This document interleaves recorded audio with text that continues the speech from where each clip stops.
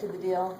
What can you tell us about the deal? What was the deal? What we had offered him was it was a global offer with Mobile County as well, and we had offered him a 10-year sentence on his case here, and Mobile was going to do I believe, a 15-year sentence across the bay, and those were going to run concurrently.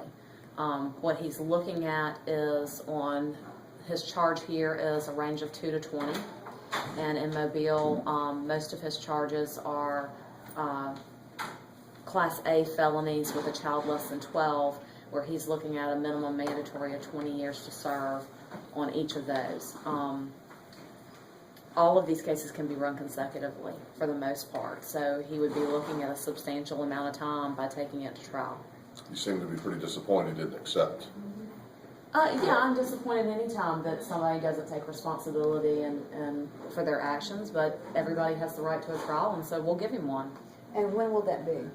Not quite sure yet. I'll wait for the judge's order to let me know when it'll go to trial, but I would expect maybe not necessarily in August, but maybe October. Okay.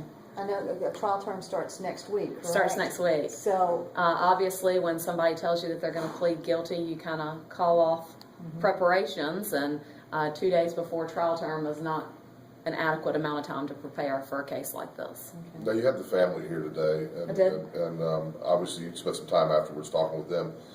It's got to be tough for them, I mean, anticipating a guilty plea and being done with this, to find out that now there's a lot more to come.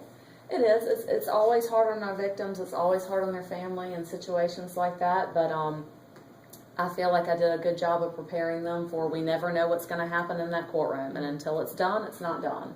So I think they understand that. You know, they were here present for Dustin Kent's plea last week, and so they see the good and the bad. So.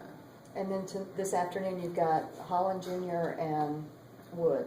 Randall Scotland. Okay. What is there any plea deals or anything on the table for those two? I am hopeful and optimistic that at least one of those cases will be resolved this afternoon. But I was hopeful and optimistic that this one would be as well. So, you know, like I said, we just don't know until we get in there.